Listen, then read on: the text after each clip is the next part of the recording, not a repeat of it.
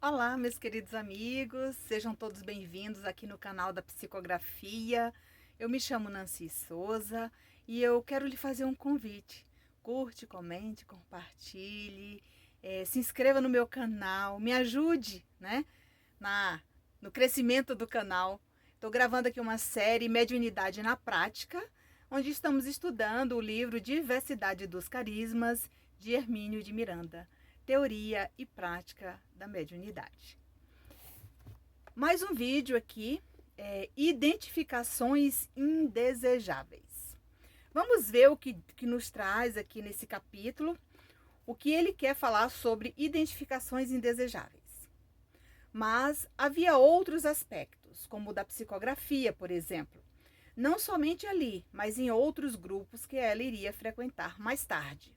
Lembra que eu falei lá da psicofonia, no momento que ela deu passividade pro irmãozinho, que o dirigente dela não gostou, né? Tava lá apertando ela, conversando com ela, que não era daquela forma, que tinha que ser igual aos outros. Agora chegou a hora da psicografia. Vamos ver o que ele falou com ela. Logo nos primeiros tempos de trabalho no centro, ela começou a receber textos psicografados, sem imaginar que aquilo pudesse criar-lhe alguma dificuldade. A regra não era precisamente a de dar passividade. Naquele momento ela pensou: meu Deus, eu estou aqui. Será que eu não vim para cá não foi só para dar passividade? Eu tinha que escrever também? E aqui continua. O espírito encerrava as mensagens com a sua assinatura, procedimento naturalíssimo e rotineiro. Vou fazer uma pausa aqui para falar um pouco, que dessa parte aqui eu também entendo muito bem. No momento que você está no treinamento da educação da mediunidade, o espírito comunicante, não importa se você escreveu uma mensagem, uma orientação, uma carta, uma poesia, um conto, o que quer que seja que você tenha escrito ali, psicografado como treino, ou até mesmo como ela já veio preparada, né? Não tinha problema nenhum, porque ali para ela, tipo assim, era uma novidade, ao mesmo tempo não era. Mas no momento que ela escrevia, psicografava qualquer texto, embaixo o espírito comunicante assinava. E veja o que aconteceu. O problema é que surgiam nomes considerados como verdadeiros tabus, tidos como privativos, exclusivos de determinados médiums, como se fossem propriedades de tais médiums. Mais uma pausa. Tem médiums que trabalham numa casa espírita, até mesmo aqueles que já têm experiência, e também aqueles que estão começando, como essa moça que já veio preparados. O que acontece? O mesmo que aconteceu com ela aqui na psicografia, aconteceu comigo. No momento que eu sentei pela primeira vez na mesa para começar a educação da mediunidade, para fazer os treinos na casa espírita, eu recebi 3 mensagens. 3 espíritos assinaram a mensagem. O primeiro foi Bezerra de Menezes. O segundo foi André Luiz. E o terceiro foi Emmanuel. Como assim, Nancy? Está louca? E no final, quando termina todo o trabalho, você lê as mensagens. Os médiuns que deram passividade vão ser avaliados ali na hora. Se tiver alguma coisa para consertar, o dirigente até sucintamente ele fala. Não muito, tá? E naquele momento que você faz esse trabalho, tem os médios videntes. E daí, quando os médios videntes começam a falar sobre os quadros, que ele começa a interpretar aqueles quadros para falar para o dirigente, né?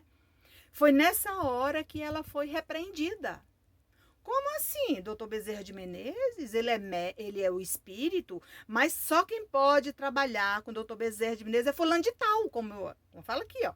Propriedade do médium. Não, gente.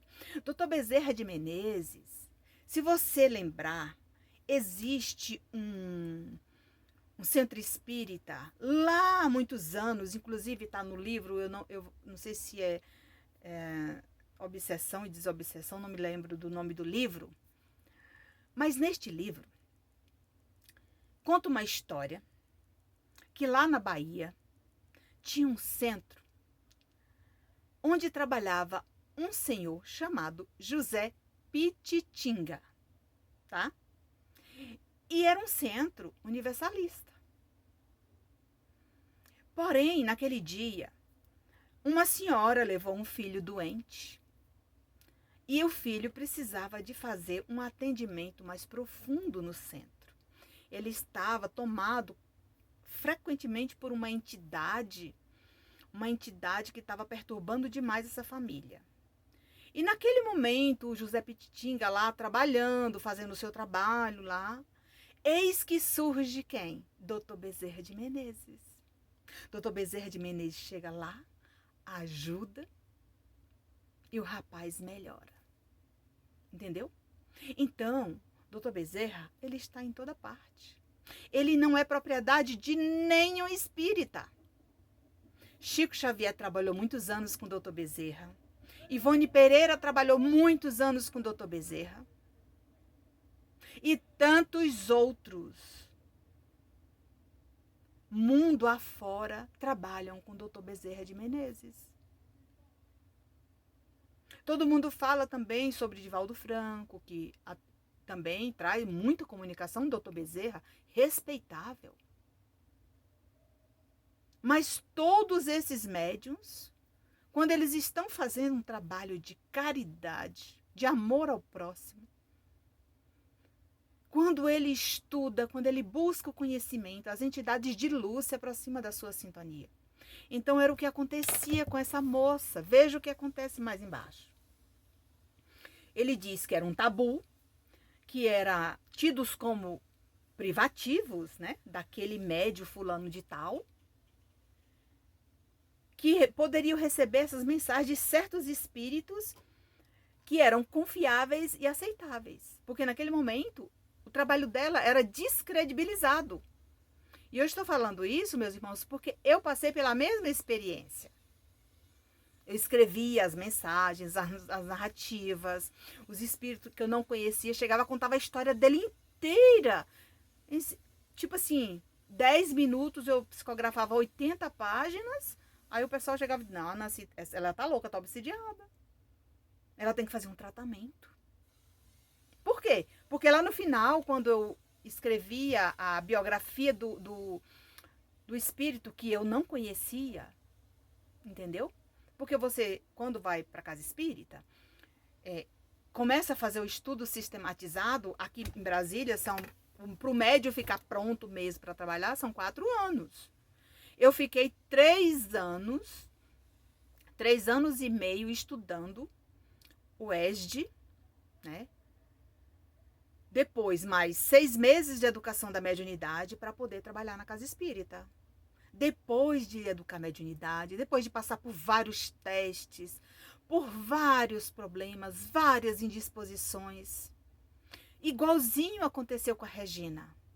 E aqui está, ele mais embaixo traz algo muito importante. Tal procedimento choca-se, aliás, com a prática adotada e preconizada pelo codificador, que exatamente nos pontos mais delicados e controversos gostava de testar a informação dos espíritos com diferentes médiuns. Segundo o Espiritismo, em obras póstumas, vemos mensagens do próprio mentor do Espiritismo, o Espírito de Verdade, produzidas por diferentes médiuns em locais também diversos. Isso aconteceu com Allan Kardec, quando ele foi escolhido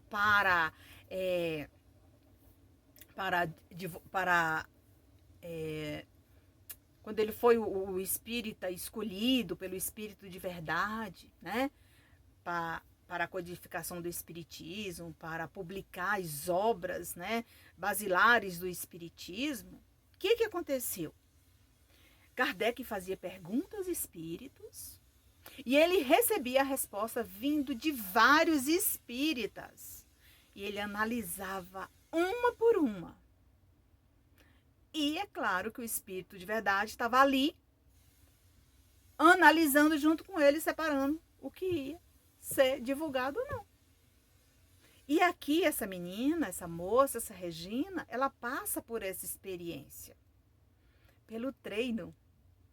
E você só consegue aperfeiçoamento estudando, treinando. Muita gente pergunta: Nancy, eu posso psicografar em casa? Tá, eu digo para ela da seguinte maneira: pode, mas tem uma coisa. Você precisa saber o que você está fazendo. Você precisa analisar o que você escreveu.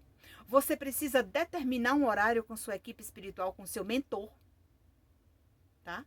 Tem que ter o horário reservado. Naquele horário, eu vou fazer a leitura do evangelho, vou sentar na minha mesa e vou convidar o meu mentor, vou me colocar receptiva para treiná-la, junto com os benfeitores. Naquele momento, você vai percebendo que você está passando por uma capacitação espiritual. Os mensageiros de Deus são enviados para a sua sintonia e cada orientação daquela, cada mensagem daquela que você escreve, o maior beneficiado é você, porque você está escrevendo para você.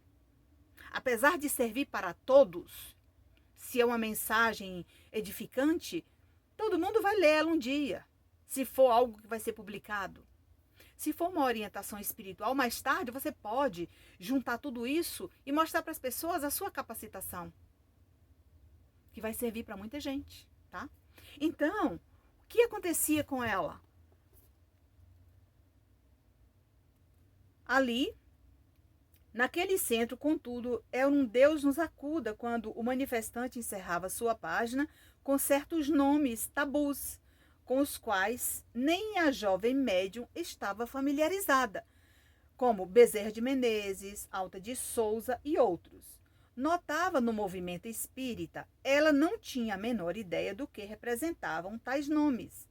Bastava-lhe saber que as mensagens estavam corretamente formuladas, do ponto de vista doutrinário, e eram acatadas com agrado pelos seus ouvintes e leitores, depois de recebida nas reuniões públicas. Aquilo que eu acabei de falar, quando termina a reunião, as mensagens são lidas para análise, geralmente vem como doutrinação, são mensagens de orientações espirituais, e tem muita gente que não gosta nem de escrever e nem de fazer a leitura. Porque quando termina diz assim, nossa, isso aqui foi um puxão de orelha. Mas olha, gente, nesse momento a gente deve agradecer a Deus, sabe por quê? Porque aquela equipe espiritual está ali, tentando de todas as maneiras te ajudar. O caminho é esse. Você está tomando outro rumo. Continue, segue. E foi assim que eu fiz. Quando eu escrevi uma mensagem que o Espírito assinava a mensagem, as pessoas olhavam para mim, isso nunca foi desse Espírito. Mas olha, gente, quem é você para fazer esta análise? Será se você tem essa profundidade, essa percepção tão profunda para enxergar lá no fundo do poço, digamos assim, a verdade disso que está sendo lido, disso que foi escrito? Então, por isso que muitos médiuns, a maioria que começa e faz o estudo sistematizado, não termina o estudo. Quando termina e faz a educação da mediunidade, eles não continuam naquela casa espírita. Poucos são os que encontram vaga para trabalhar mediunicamente. Infelizmente, acontece isso. Então, você tem que ser disciplinada, estudioso, dedicado, renúncia de um monte de trabalho que você poderia fazer. Você está aí em prol do próximo. Sabe por quê? Porque foi você mesmo quem assumiu. Foi você mesmo que implorou a Deus passar por essa experiência. Vamos continuar aqui. O único problema era mesmo o de que ela não podia, como médium iniciante, receber mensagens assinadas por entidades que lhe eram desconhecidas, mas consideradas importantes demais para a insignificância da jovem médium. Veja bem, uma pessoa que começou ontem chega na sala e psicografa uma mensagem do Dr. Bezerra de Menezes. Para muitos, o espírito da sua propriedade, porque ele dá passividade para Dr. Bezerra e uma outra pessoa na sala não pode dar. Mas você sabe por que a espiritualidade faz isso? Às vezes, o grupo mediúnico está desarmonizado, o grupo está cheio de vaidade, principalmente o dirigente, né? Ou talvez um médium que está lá do lado, né? E aquele médium é muito ovacionado pelas pessoas devido a ele ser portador de todas as aptidões. E de repente, lá no meio daquele grupo, os demais, quando expõem as suas visualizações, as suas impressões, os seus trabalhos no final, não são validados. Porém, só o daquela pessoa, porque é uma pessoa experiente, que já tem ali muitos anos, é essa pessoa que eu vou acreditar. E aqui ele diz, a própria espiritualidade busca um médium iniciante para mostrar para todas as pessoas que todos são capazes. Basta que você se permita, basta que você estude, busque ser dedicado, principalmente à caridade, sem vaidade, sem orgulho, de falar, meu mentor. Nada disso, não tem nada meu. Você é um instrumento que pode errar, mas que também pode consertar. E aqui, para finalizar esse bloco, ele diz o seguinte: e isso em nada contribuía para torná-la mais confiante. Pelo contrário, ia ficando cada vez mais confusa e insegura. É isso que os médios ficam, insegura. Nancy, eu não sei se era eu, se era o espírito, se a voz era minha ou se era do espírito. Por quê? Porque ela não tinha aquela credibilidade, aquela aceitação do que era feito. Pelo contrário, ia ficando cada vez mais confusa e insegura, cultivando inibições de difícil erradicação, que por pouco não paralisam sua florescente mediunidade. É nessa hora que os médios bloqueiam a sua mediunidade, né? Começa a escrever, depois para. Ah, não vou escrever mais não, porque eu escrevi lá uma mensagem, o espírito comunicante que assinou, me disseram que não é verdadeira, né? E nessa história você bloqueia e não faz o trabalho. Você vai sofrer mais tarde as consequências, né? Ante esses inesperados problemas, ela ficava sem saber como proceder nas situações mediúnicas de que participava. Como fazer, por exemplo, para que o espírito não assinasse a comunicação. Lembra, Chico Xavier passou por essa experiência. Quantas mensagens Chico Xavier psicografou e colocou lá embaixo um espírito amigo, um amigo espiritual. Sabe para quê? Porque se ele colocasse, chamava muita atenção. Ou você que está do outro lado, que vai assistir esse vídeo e vai se identificar com essa mesma peleja, digamos assim, esse mesmo tormento. Pois é, gente, Chico Xavier, que foi um irmão que dedicou toda a sua tarefa à caridade. Toda a sua existência na Terra que foi a serviço da caridade. E até Chico Xavier escreveu lá um espírito amigo. Então, quando você tiver dúvida que aquele espírito te disser o nome, coloca somente as iniciais ali dele na mensagem, para não chamar a atenção das outras pessoas.